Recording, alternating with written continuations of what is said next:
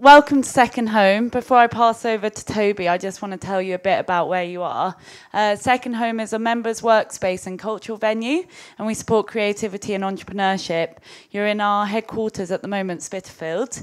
We've got a mixture of private studios as well as shared roaming spaces. You're currently in our biggest shared roaming space at the moment. For those of you in the front, you may not be aware, but you've got a 1.5-ton table currently suspended above your head. If you'd been here an hour before, you would have seen it down and people working around it, but we're basically able to lift it up into the ceiling at night time and transform this into our auditorium, where we throw a brilliant array of events covering all different ideas, all different sort of genres. And yeah, we're really excited to be working with Article 25. And yeah, I'll pass you over to Toby to tell you more about the evening. But thank you very much, everyone.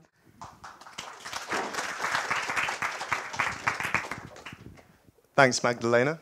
And welcome, everyone. Good to see so many faces here.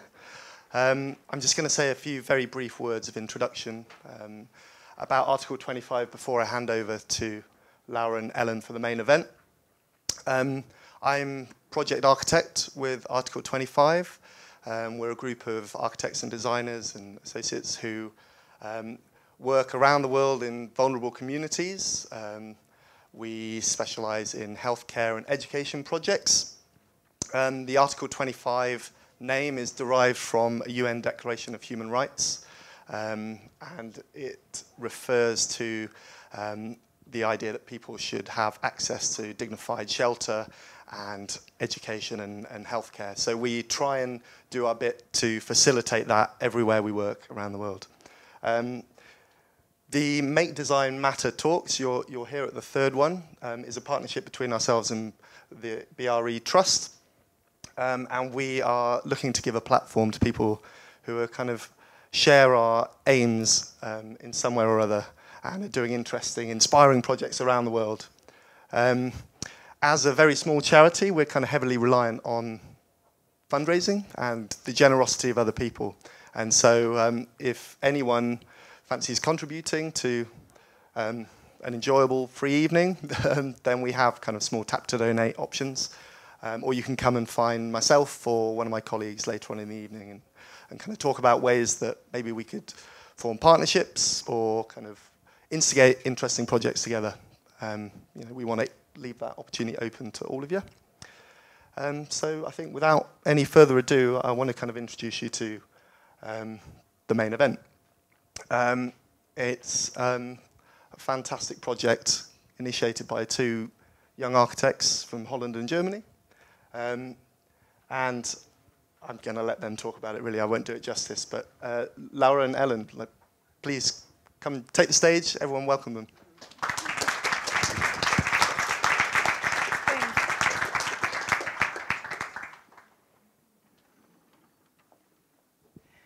Thanks a lot that you're here. It's super exciting for us to be here, actually. We have given some presentations, but now that there's so many young people and such an interesting audience, it's really nice. Thanks a lot for being here. Thanks a lot for inviting us. Article 25. When we first got in touch with Article 25, then Madi told us that he has been following us for a year already, which is really cool to hear for us because we never knew that we have some fans from London. And here we are. So we would like to introduce you to our project, give a quick 30 minutes talk about it. And my colleague here is Ellen. She's from the Netherlands, and I'm originally from Germany. My name is Laura. And we did a project in Kenya. That's us. I mean, we are not the only ones in the team, but you'll see it later. But as an introduction, this is the first bamboo pole we placed in December 2016, and that has a long history, and I'll show you what we did with the bamboo. So we met first in India, the two of us. Although we were studying together at TU Delft, we met in India. And in India, we worked already together in a team, and then we discovered that we actually have the same fascination. And that same fascination is about designing something which actually matters and which actually helps other people. So that the design is not like disappearing in any other like closet, that it can actually help actively. And there is some concepts also at the TU Munich, where I studied before, that you have a design by students, you build it with the local workers, but then it's organized and coordinated by the university, the whole studio. And this time, for our graduation at the TU Delft, we thought, why don't we actually do it ourselves? That we are the organizers, we are the project leaders, we are the fundraisers, we are basically everything. You can imagine that there was a lot of critique in the beginning because it's a bit of a naive and insane idea to do that. Nevertheless, we did it. So our thesis project was about the design, which takes a year in the Netherlands, like half a year research and half a year of designing. And then we built it with the local workers and other students together in Kenya. And this is part of a project, our own project, which is fully based on voluntary work. We were never paid for anything, nor were our international students, but the local workers were paid. And the introduction question we asked ourselves was actually, what if students were able to make a change with a small-scaled architecture for other regions, for the poorer parts of the world, and not only for Europe and the Western world.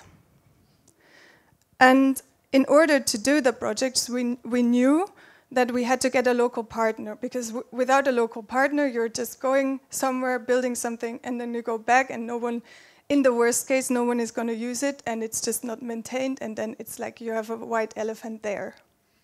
So we found a partner. Sorry, now I was a bit quick. We found a partner in Kenya, a local NGO. It's close to the third biggest city in Kenya, called Kisumu. I don't know if you have heard of it. And around 15 kilometers from Kisumu, there's a local, really rural village. And there's the NGO SRI. It stands for Sustainable Rural Initiatives. And they do already a great job, because one of the founders was able to study and go to school. He's from the village because his grandma sold a cow for him. That made the change for him. He could go to school, he could go to secondary school. He was as bright enough, and he could go even to university. I'll just make it quick. He ended up being the secretary for education at the EAC, at the East African Community, which you could say is the pendant to the European Union. So he really made it, and now he has the feeling he wants to give something back to the community. That's why he engages a lot in those social projects. Though, of course, his funding and also his sources, they were quite limited. So we teamed up with him and SRI to find a way how to get all his activities together to have this project, to see this project come up. And this village is called Okana, and the village has this main road. It's just all muddy, it's all mud roads, there's nothing paved. This is the local means of local means of transportation. The women, as you see, transport everything on their heads. The local supermarket. The houses, which they have, it's an easy construction with eucalyptus rammed into the soil and just mud put on the walls. And mostly they had, when we were there 2014 for the first time, then they had mostly like these straw roofs. Some could already afford the upgrade with corrugated iron sheets, but the houses actually stayed the same. Exactly.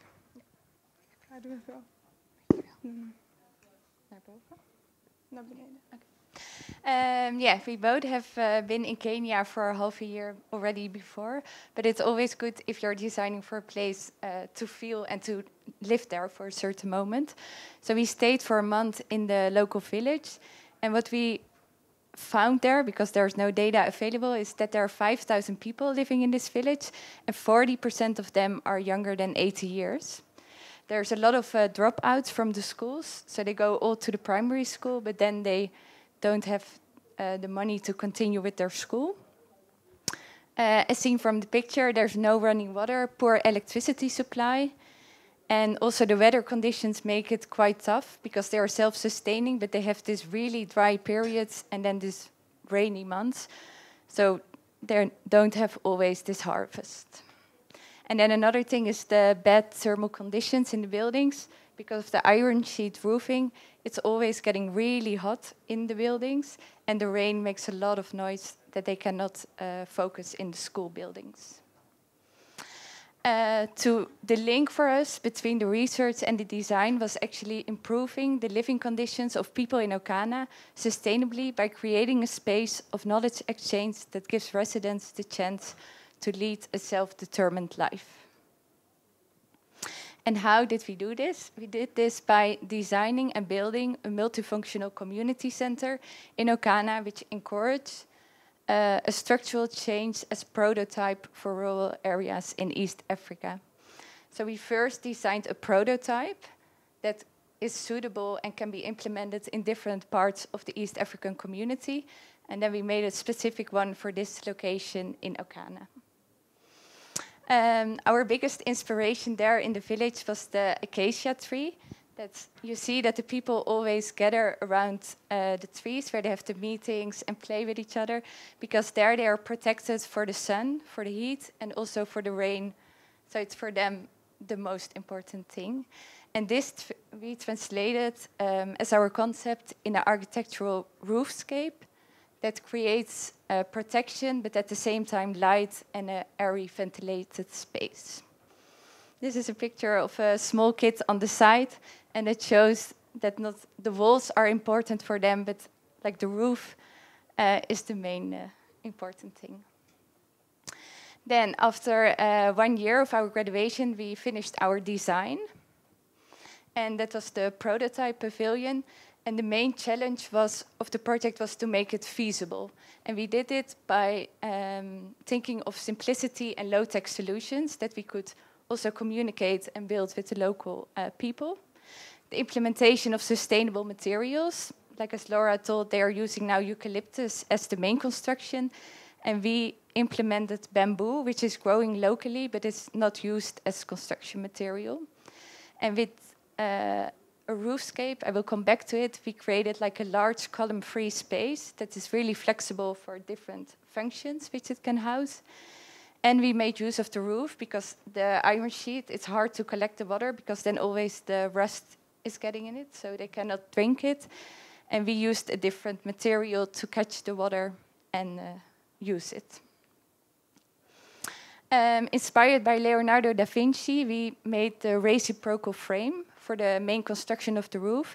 And it means that always every bamboo pole is laying on top of the other one. So the load is always transferred to the next beam. And in this way, you can create this large span.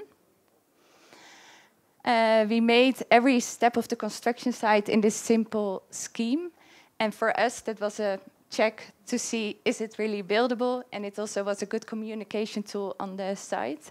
And here we see this main structure of the bamboo poles laying on top of each other. As there are not so many defined rules with the load of bamboo, the structural engineer, who was from Germany and really strict, said we need to check this building and build it at the TU Delft. So we made it in scale 1 to 2 in 1 week with a lot of help. And then people were hanging on the bamboo to see how much load and when it would start cracking. And then we knew, okay, so much load can it have this pavilion for the roof. This is an isometric drawing, so all the layers, and it's really simply, it can be modified with different walls, different sizes, and also in scale it can change. This section, the water system is integrated in this prototype. And we have the hole in the middle, which is for the ventilation of the fresh air. And the floor plan, which is from the prototype, it's 8 by 8 square meter. So in total, 64 square meter without any column in the middle. Then from this prototype, which can be implemented in multiple places, we made the Okana Center for Change. And together with the NGO, which was there, and our findings from the research, we defined the functions that came in it. And it was actually a library, because all the children there, they share the school books. They don't have a lot of books. They don't have computer lessons in their schools because the electricity is not working or they don't have the material. So we made for the school kids the library and the computer room. Then we have a tailoring workshop for the women of the village where they can earn and create their own businesses, that they are not always dependent from the men. And at the same time, they can sell these products to the school uniforms and the clothes to the village people. We have a bakery and a cafeteria where they sell local products. The community space links all the different functions together. There they can sit, meet, and talk with each other. And then we have an internet cafe, office spaces, and a large agricultural field with a tree nursery next to it. This is the floor plan of the pavilions. It's located along the main street in the north, where we also have the selling point of the products from the bakery and the cafeteria. And then the big ICT room is the place where we connect the two pavilions so that we even have a bigger space. We have a library in the more protected corner, and then the community space that links all these different pavilions, but is at the same time visible from the main road, that people see something is going on there and they want to visit it. These are two sections in which we see that the same pavilion, by rotating and scaling it, creates like this roofscape. That was the idea. And of course, a building doesn't mean anything if you don't have the users that use it and can sustain it. So behind the architecture, we always focused on the different activities taking place in there. And the tailoring workshop, computer courses, bakery, lectures, and the products, they generate income for the people there. And with these sales of the products, they can pay the salaries of the workers. They can maintain the building and also invest it into new projects so that it's a continuous circle and that hopefully over the long time it will keep itself completely running.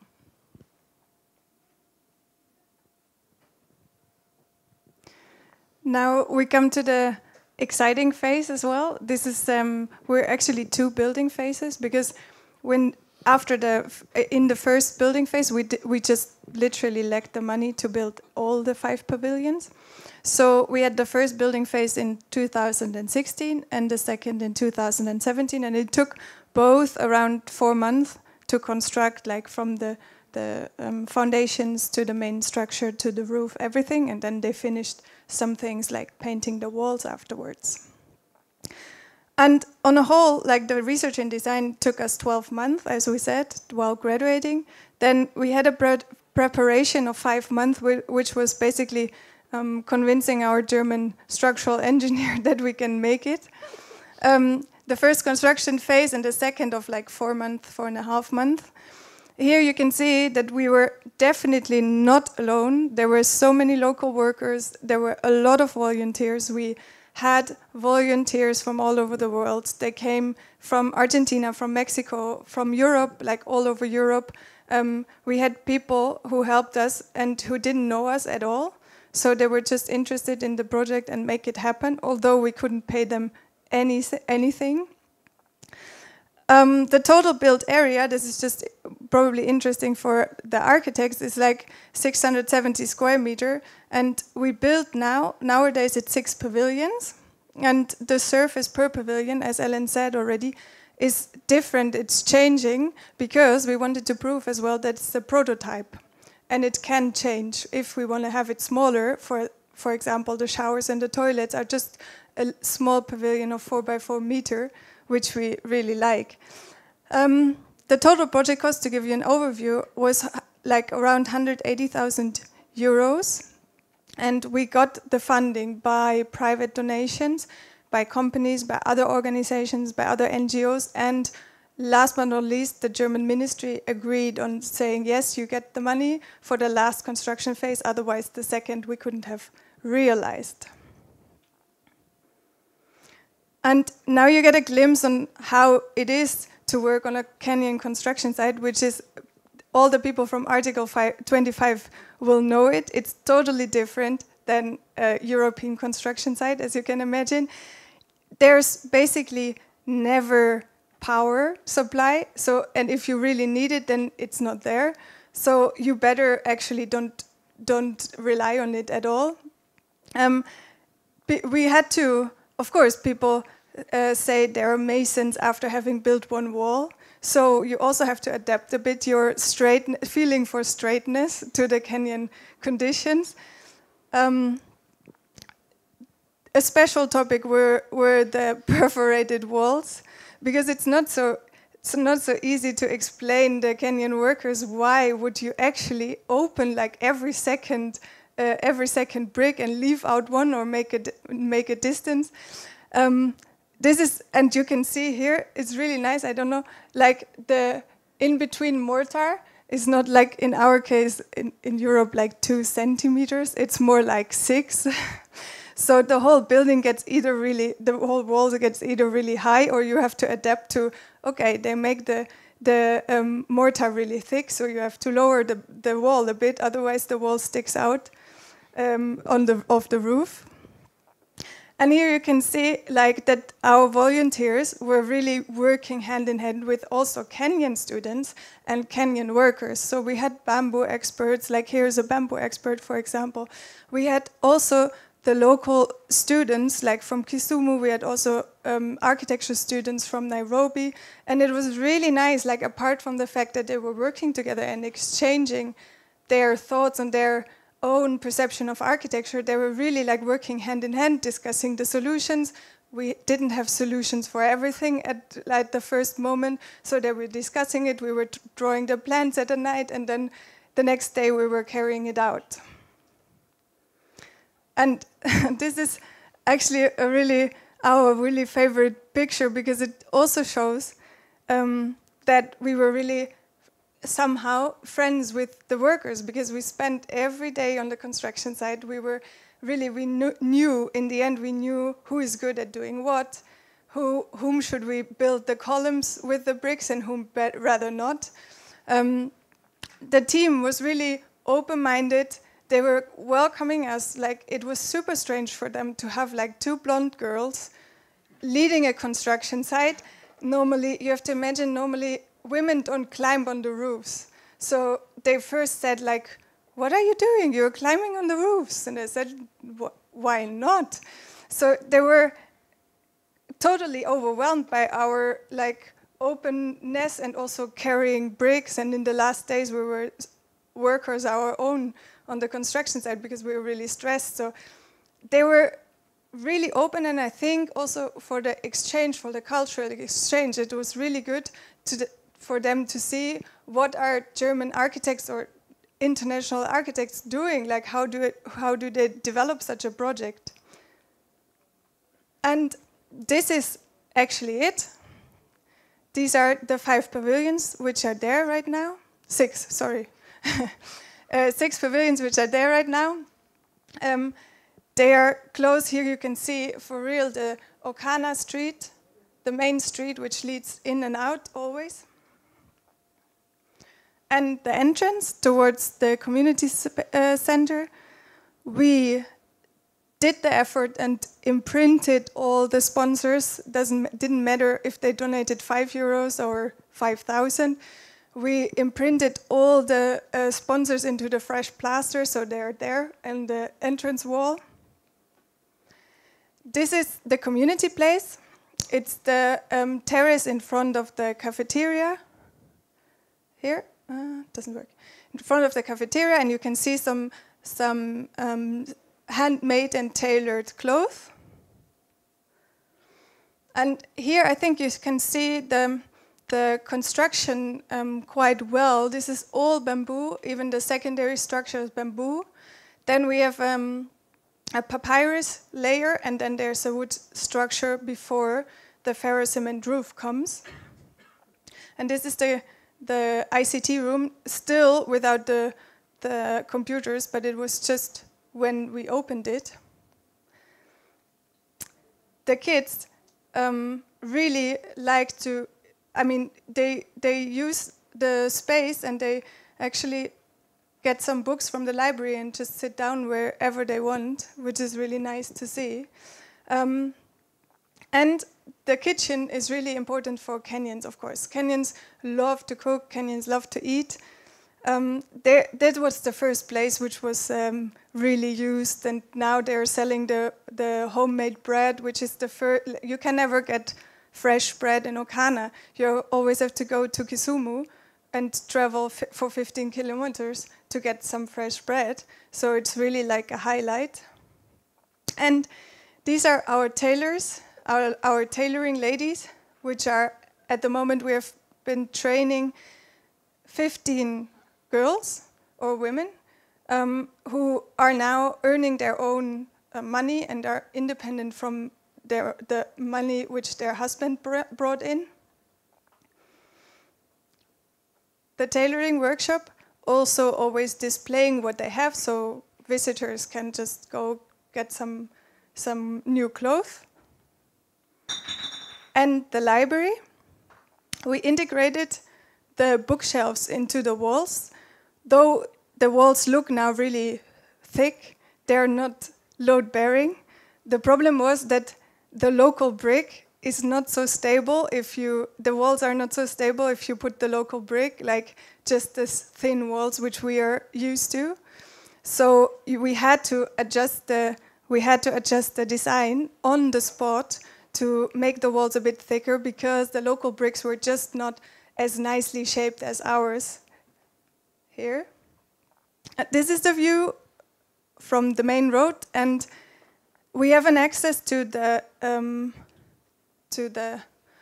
bakery and to the cafeteria. So there, we wanted to encourage the interaction between the local people and the community space and the community center, because it's really important that they accept it and they really want to use it, of course. And this is what you happen to see sometimes, these local kids wearing the way too big flip-flops, which they find somewhere. And if they have a book, then and even if they cannot read at all, they're just like browsing through the books, and they really enjoy themselves. And we have actually really nice reactions also on the projects from the people themselves, because we are in touch. I mean, everyone has Facebook. No one has a real sewage system, but everyone has Facebook, and we're in touch with them a lot. So we get a lot of nice reactions, like that it's really remarkable and a positive change in Okana, which makes us really happy, because it could also be that the people find it really strange, the building, because it's nothing like they are used to it. It has no iron sheets. There's no mud on the walls. There's bamboo, which they have never seen in that size. So it's really nice for us that they accept it and take it as their own chance to make the people, to educate the people. And last but not least, we want to show you a premiere of the drone shots we took in July. And yeah, go for it. This is the first drone movie we did now, so to give you an overview.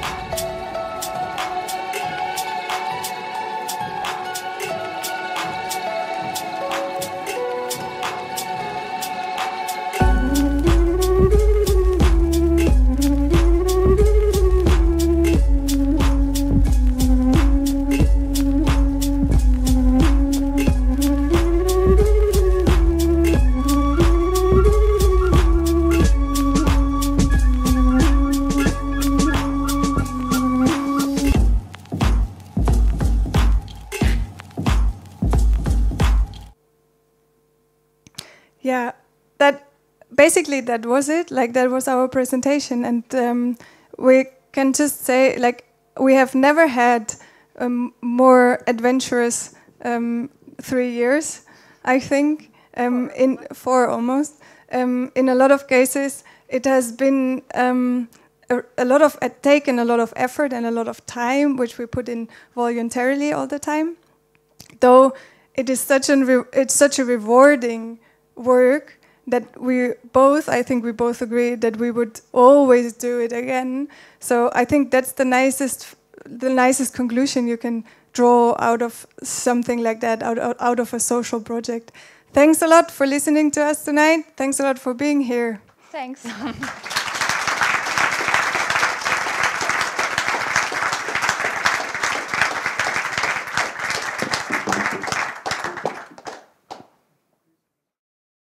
Yeah, I'm Alan Chandler. I reader in architecture, head of research at the University of East London, and I teach technology, and I make sure that all my students know how to talk to people before they build things. Okay. We've already introduced Ellen Rouwendal. She's a Dutch architect working in Rotterdam now. And Laura Straehle, who's a German architect who studied in Holland and has now moved to Prague. And I'm B. Sennewald. I'm the head of projects at Article 25. I'm an architect here. And this is David Cottrell. Richard. Richard Cottrell, sorry. I'm Richard Cottrell of Cottrell and Vermeulen Architecture, and I design a lot of schools. Well, thank you very much for this terrific presentation. It's a really remarkable project, and not like any other that I think any of us have seen. So it's very original, and it's amazing architecture as well as doing something very useful. But what strikes you right off from the start is it's a very unusually produced as a graduation thesis. There's very few projects that actually get built that are designed by students at school, but this one succeeded in doing that. And I think it's maybe worth discussing for a minute a university program that allows that to happen, and what the value of that program is, and whether this should be done everywhere. Whether every university should have a studio where students can come with an idea, and then part of the actual requirement, or maybe not requirement, but option is to realize it and to get it built. What would you say of implementing something like that in the UK education program? I think there are a number of universities that dabble in this. Mine's one of them, East London. There are sort of superstructures of requirement that we all labour under. And ticking boxes is quite a positive thing in this country. We quite enjoy it, apparently. So I'm interested in the in whether it was as easy as it sounded. And from our earlier conversation, apparently it wasn't. So apparently in Holland they have boxes too to tick. Maybe you'd like to explain a little bit about how easy or not it was. No, you're totally right. It was not as easy as it might have sounded. Though the Netherlands or TU Delft has this studio called Explore Lab, which allows students to pick their own fascination and then get a team of professors around them to support them in that fascination to get it further. Though we all had that, the people were reacting with a lot of criticism, especially the university, because first of all, it's unnatural that you graduate with the two of you, because then they cannot see who has done what, who gets which grade, already the first thing. The next one is that you could get in a fight. So what if you split up at a certain moment, then no one graduates, and the university is really interested that everyone graduates because they get money for it. So the thing is that, and then as the last one, on top, we wanted to realize it. We didn't have anything, like we didn't have a local partner, we didn't have the funding, we just had a plan, or a naive plan, so to say. We just wanted to do it. So we tried everything to make it work, and the people said in the first presentations, like, you better stop now. Like, it's not, you're gonna ruin yourself. You'll be sitting here at the university still in 3 years. So it was an extra motivation somehow to make it work and to be really persistent and to prove them wrong. And that's what we did. And after a while, they thought, okay, they're not giving up anyway, so we'll better support them. And that was the turn. Then they tried to support us wherever they could. And we had really nice professors who did their job really well. I mean, that's a good answer. I think it would certainly help if universities believe their students more, but from the professor's perspective, I can see that it's a risk. And in a way, education is from the Greek to lead out. So we're supposed to be leading you out somewhere else, but in fact what we're normally doing is put you in a box. So I think it's a very useful exercise for all academics who happen to be in the audience to make sure that we are leading out and that we're providing opportunities for you to do that. I throw my fourth year students into live projects the first minute they walk through the door, and then they've got to get on with it. They've got a little budget and they've got to make presentations, and it's quite painful for them. But they always love it, and it seems to be the thing that everybody loved to do in their diploma. So if it was that good, why don't we do more of it, is my question. So I think it's quite inspiring to see the fact that you've kind of taken it to the logical conclusion, and it's not simply an element of a course, but actually it becomes the project, and learning that kind of resilience is very useful in practice. I think maybe Richard could talk about resilience. I think I would just say that running a practice is for many years now, and people coming into your studio with a lot of design, a lot of drawing, but very little understanding of what you have managed to do. That what is the value of a project? What does it mean to make a project? And that I wish that architecture schools and education would bring more to the process of learning architecture in the way that you have struggled and sort of pioneered on your own. In the end, you got the support, but really that's what we should be doing when we're teaching students of architecture. The world is too full of the same old projects being done over and over again. And I just think it's amazing, and I applaud you for the bravery to do that. And I think it's an example to anybody that's teaching architecture that this is what we should do. It's sort of going back to apprenticeships. It's going back to a different way of learning. You spend, 6, 7 years learning something, and you turn up and you don't know what you're doing. So there's something wrong. I think you would turn up and you would be telling everybody how to do it. So that's pretty good. I noticed another sort of innovative thing that you did, which was to follow Leonardo da Vinci on overlapping, supporting trusses. They really were. I'm curious about that. I don't know if we have any structural engineers in the audience, but that's not from the book. There probably isn't a computer program that you can plug that into. And it was probably not easy to convince the people you were working with either. Does anybody in the audience want to talk about the structure? I have a slight example of something similar. Is that a while ago we designed a cardboard building. Mm-hmm. And we had been a lot of it wasn't in Africa, it was in Essex, similar in some ways. Just about to say.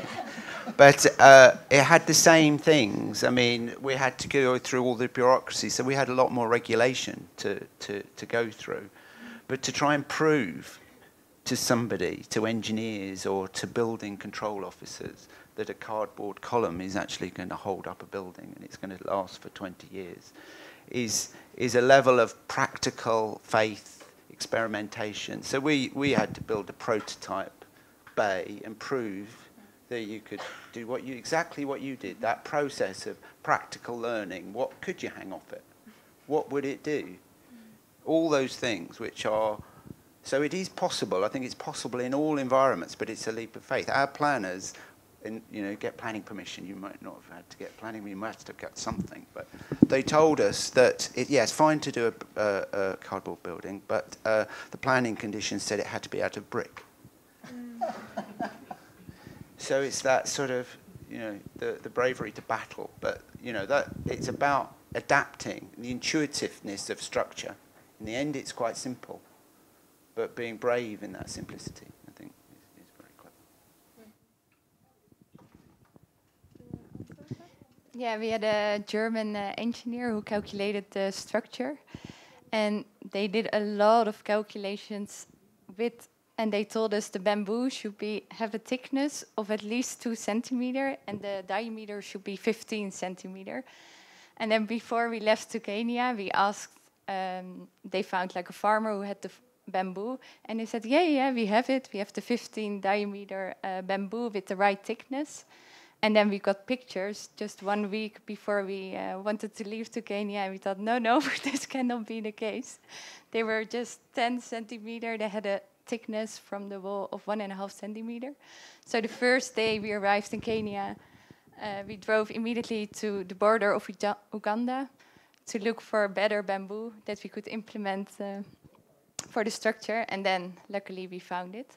But there's still a lot to research and to find out with the material of bamboo. I mean, it's interesting when you think about education that there's probably only 10 schools of architecture out of 50 in the UK that's got any workshops. I know that because I've got one of them. And I've watched the others all disappear because you can get a robot these days, which is great, but that's not much use if you want to find out about cardboard or bamboo. So the actual facility for students to engage in innovation and test stuff and go back to first principles is quite eroded in the UK. And so we do have to ask a broader question about kind of what we're doing, because I find that when students are engaging in real materials, they kind of start learning how heavy things are and how much they bend and how much of a pain in the ass it is to carry all those bricks from one end of the campus to the other. That's a dose of reality that you've all experienced here, and I want my students to experience, but many students don't. And so when they turn up to Richard's with a portfolio of drawings that have been generated in Rhino to get a job, and he'll look at them and say, how heavy is a brick?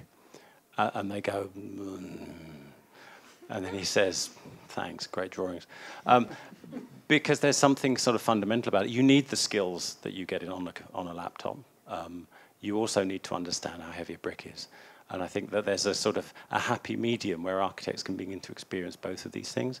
But if our schools don't even have the facility to unload a pallet of bricks, let alone build with them, I think we get into a very difficult place.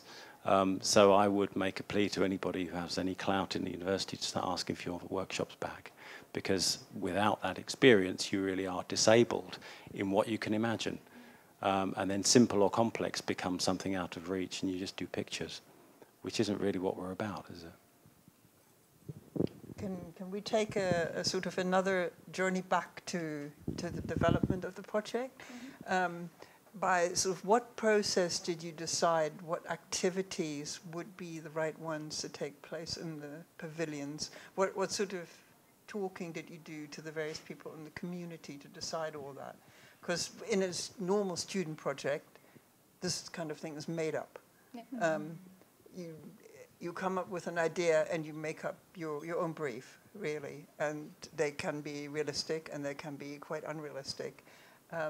But this, obviously, the success is that it's being used and that people are really working in there. So I'm quite curious how you structured that engagement and how you found out what the actual need was.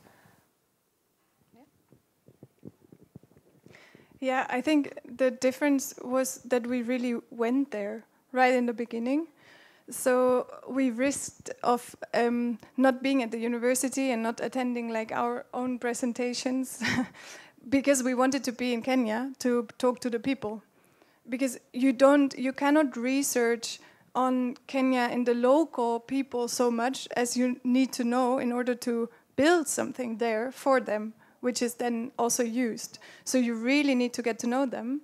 And that's why we stayed there also in one of the, like back then on the site, like now there's a community center and everything, but back then there was only like this mud hut where we slept in. There was like no light, we had no running water, we had this dry toilet. We experienced all these climate conditions on ourselves. So we slept in this insanely hot hut. We had, like, everything was wet after the rain. It's like, you have to feel it in order to know what the people live like. And of course we carried out a lot of interviews, like we had nice opportunities to talk to the people. There's actually really the elderly, the boards of elderly people, so they have to say a lot. So we were invited to talk to them and ask them questions. That was really helpful in getting to know what they actually want and need. Some were that old that they fell asleep during the talk, but like that also shows that they're really like this, the eldest people in the community, and they have a lot to say. So once you get those people on your side and convince those people, all the others will follow. So that's how it works in the Luo culture in there. So we had the opportunity to research on it, and that's why maybe, I don't know, but we asked ourselves, our tutors gave us a really good grade, but we always ask like ourselves, how do they know if we are right in what we say? Because it's never written anywhere. They couldn't have proved it. So in a way, we could have also invented something we didn't do, but we could have also invented something because they could have never proved it. Right, but then you would possibly end up with that building that nobody uses because it doesn't function in the way that it needs to. True. Are there any questions from the audience? Ashley? Yeah, hi. Laura, Ellen. Fantastic project, inspirational. I want to ask you, thank you. I want to ask you about the impacts that you've had, because I can see there are so many impacts you've had from that project and the legacy you've had. So you've created a kitchen that generates bread. You've changed their view of women standing on roofs. You know, you've created a library, and that you've made them think so differently about things. And what are you most proud of? You know, in a few years' time, when you look back, what will you be most proud of with the impact and legacy of this project? Because it must be transformational for you as well as the what you've created. I think for the construction side, the nicest thing we achieved was at the end that we had 2 women working on the site who worked with bamboo. And first, the construction workers always said it's impossible to have women here on the site that do this heavy job. And at the end, when we also were there all the time and we were part of it, so we also walked with bricks, with the wheelbarrow and drilled the bamboo, then it changed their mind a bit. And then they also accepted the women on the construction site. And in general, also the library that we see, we get every 4 weeks, we get the evaluation overview with where they mention how many people attended the computer courses, how many like children who visit the library. So we can see it that it's still lively and that it's improving a lot. If I can just add one thing, like, I mean, just to show that it's not only about architecture all the time, it's also a lot about giving, like, training people. And, you know, we worked with the German ministry. The German ministry asked us to have, like, receipts for every cent we spend. And the concept of a receipt is not really spread in Kenya. So you have to actually have a financial statement at the end of the year, and the people there, the accountants, don't even know what it is. So that has nothing to do with the architecture, but you also try to give them a feeling, or like to train them how to run the business, because if we don't do it, then at least like this is like maybe sustaining for another year, but then that's gonna go down. So now, and that's actually why we're super proud, like the people respond with receipts, they fill it in, they write the date on it, they write who has spent it on what, which is a super success for us when we came first there and saw what kind of a chaos it is there sometimes. I think it's interesting about... There's another question back there. Can we get a microphone? While the mic goes over there, I think it's really interesting, this connection between technology and engagement. And quite often they are not connected in projects, especially in UK universities. So the fact that one brings the technical realization of a proper conversation together, I think is quite admirable, actually. Hi, Max Sarti from Michael Handy Associates. Thanks very much for the presentation. I've got a question, but before I was going to say, if anyone's curious about the structure, I think you need 4 knives, 4 people, and a glass. And the idea is you intertwine the knives and support the glass. It's what we do in the pub as structural engineers. But try it at home, and you'll be able to hold up the glass, hopefully. My question was, did you meet any resistance from local people or authorities whilst you were there and when you started the project? Obviously you've had some positive reactions, but were there any negative ones?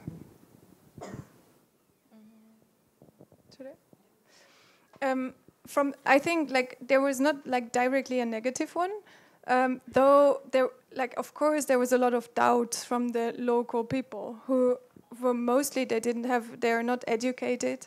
So they have no idea what is actually going on in this community where these white people come and then they do something and they construct and we don't even understand what is there.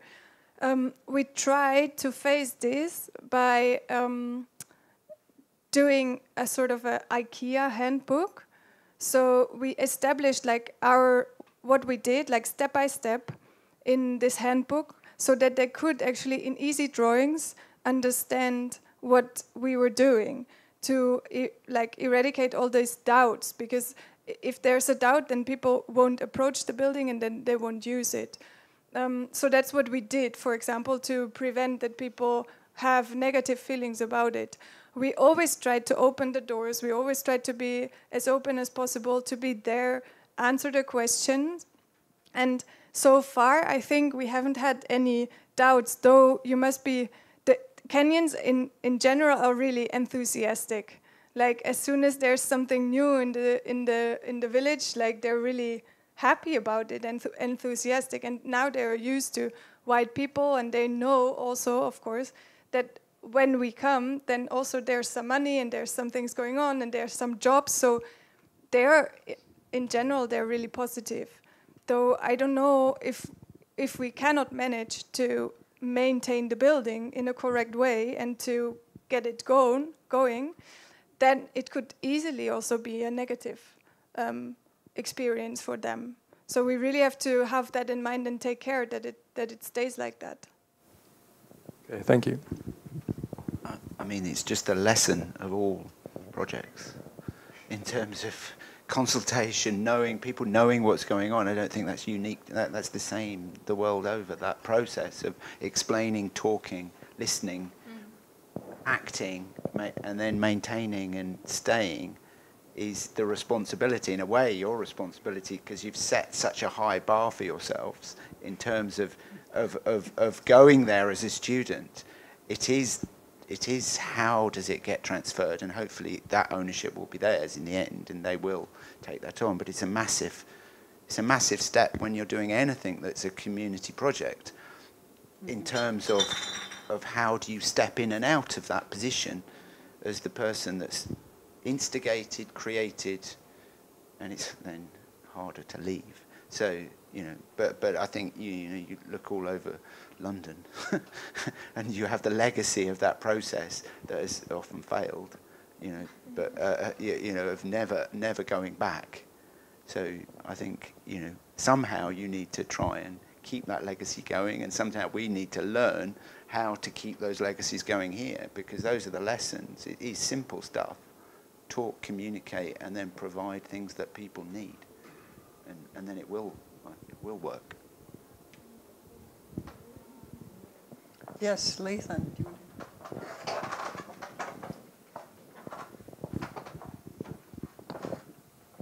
Moving forward, what's kind of the ambition, or what's the next step? Is it more of that type of stuff, or is that a lesson that you can now apply in another area of architecture, or how do you move forward from something like this?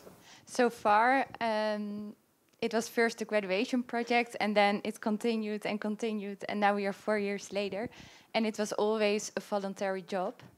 So we always needed support from parents, from family, to be able to do this.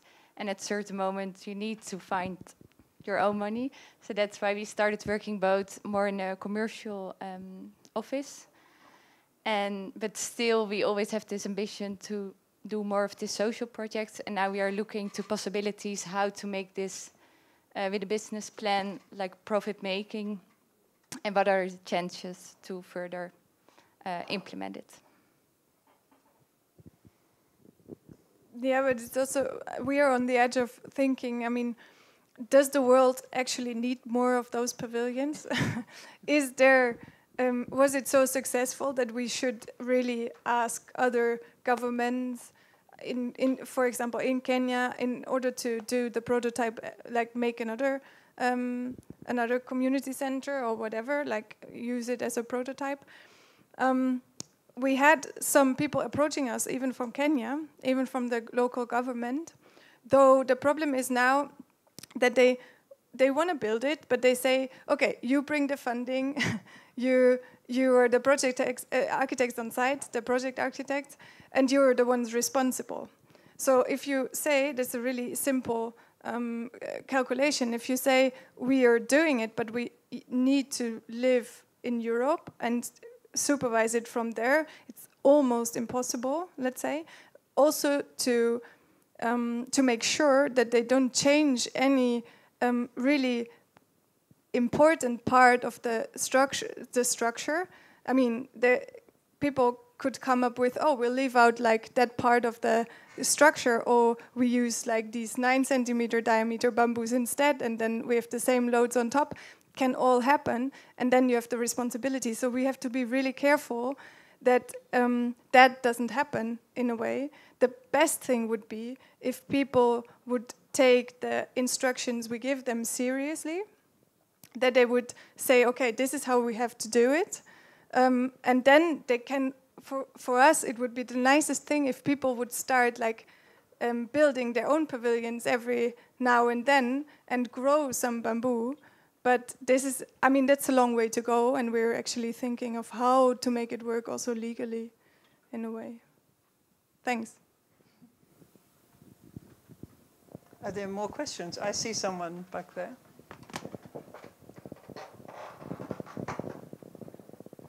In the middle row.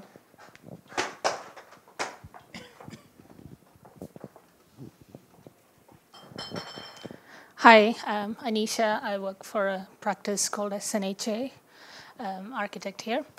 My question is about cost. Going back to what you were just mentioning, many a times we know that the passion and the design and the skill kind of exists within the country as well as here in Europe. But what they face is a problem of cost. Like you mentioned, I saw on your in your presentation a number of 185,000, isn't it? So in local currency, that's probably an 8-digit figure.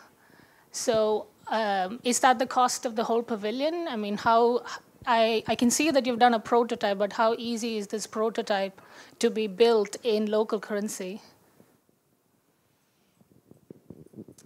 The total project cost included the land cost, the interior, which was also self-made, the building cost, but also the exploitation cost. So we still are paying every month like a small amount for the staff, and that's decreasing every month because they make more profit every month. But more or less, one pavilion costs 25,000 euro. And that's an 8x8 structure, and the houses there are way smaller. and I think their houses cost around 6,000. This mud house. The mud house. Yeah, the mud houses they have, but they make it also locally, so it's more for the public buildings. Let's say if you have like a comparable size of the house and you build it with bricks or like even concrete blocks, which they use a lot for the better houses, then you pay easily 12,000 euros. Like the price goes up really fast. And at the moment, like calculating all the things in which Ellen named, of course we are still more expensive, but the bamboo itself is really cheap. One bamboo pole is around 3 euros. I mean, that's not a lot. Like one of these big bamboo poles, like the main structure was the cheapest in the building, actually.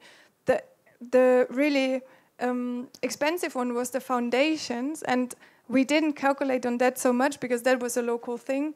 In Okana, we have a swampy area, and you have to dig down like 1.20 meters, and we really thought that we can just have like a 50 centimeters down, and then we hit the hard ground, and it was not the case. So there's a lot of money in this project in the foundations because it's the swampy area, and we had to make, after consultation of the local people, we had to make a floating foundation, so-called.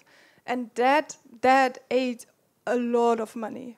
So if you actually have the prototype somewhere else, where the soil conditions are better, you can produce one pavilion for by far less than that. Thank you. Okay, right here. Another question. Hello. My question, apologies if you did get into it. I don't know if I missed it, but why did you select Kenya as your site, as the country to enter into, as opposed to another place? When we started for searching contacts, we were approaching different NGOs. And then we came in touch through an organization in Delft with this local NGO, Sustainable Rural Initiatives. And another option was in Costa Rica, which we had for building a school. But the fact that this was a young, ambitious organization in Kenya who had already the ideas for a community center, and they applied already for funding for tailoring machines, computers. So they had already the software, and then we provided the hardware for it. And then next to that, it was the English language, which made it way easier to communicate with all the people there. And the fact that we both worked already before in Kenya, that you have already a bit of feeling that you've been there and know the community and the local life.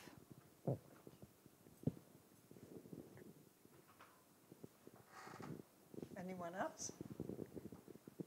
Good opportunity to ask a couple more questions. No? I think maybe... In the back there. Oh, there's one in the back, sorry.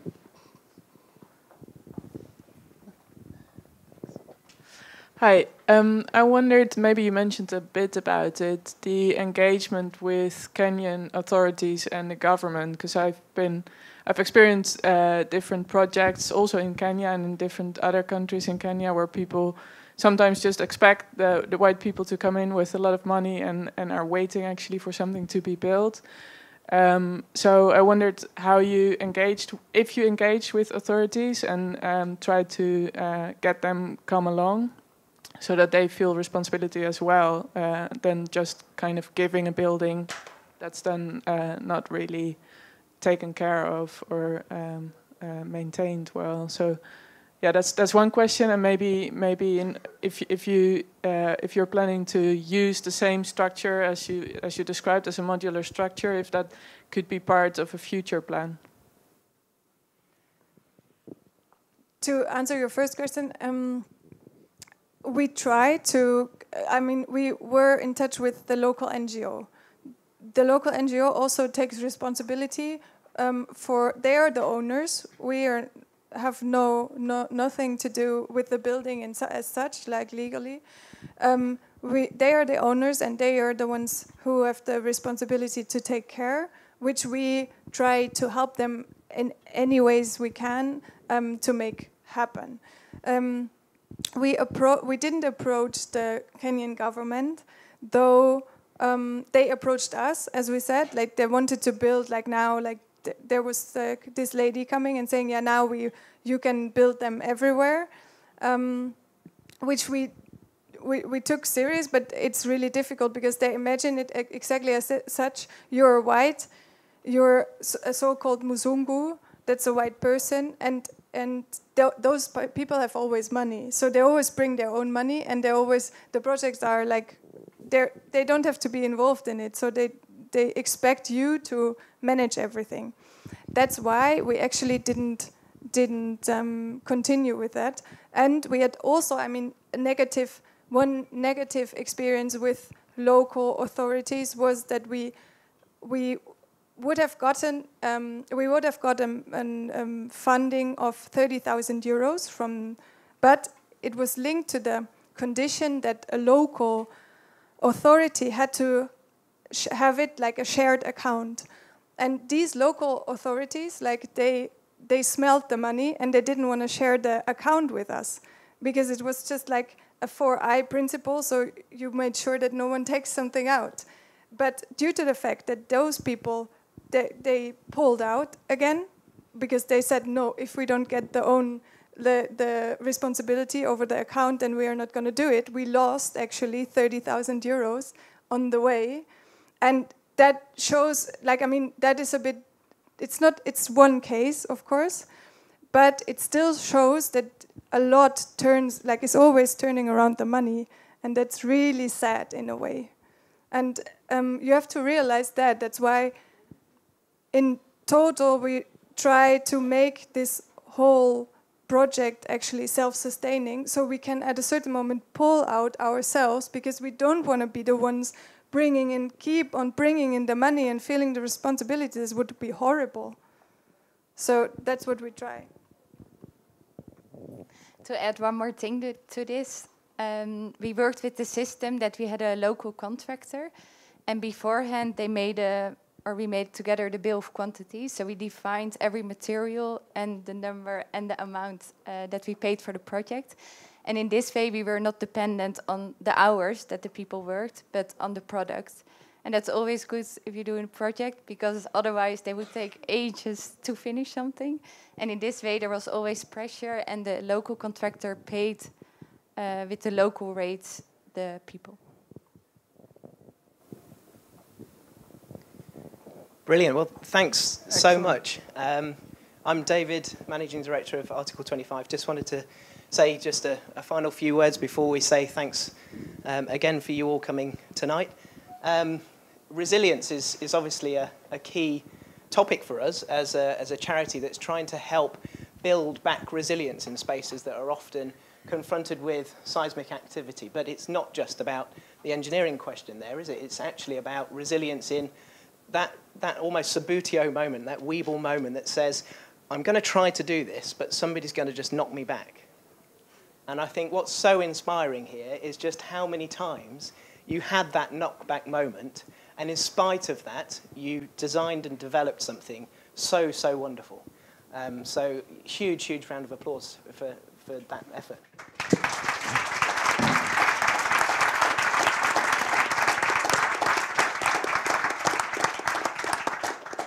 And thanks to all of you as well for coming out tonight, for sharing in this moment. The whole point of this for us is to create a platform and a space for people to share in exactly the same values that Article 25 holds dear.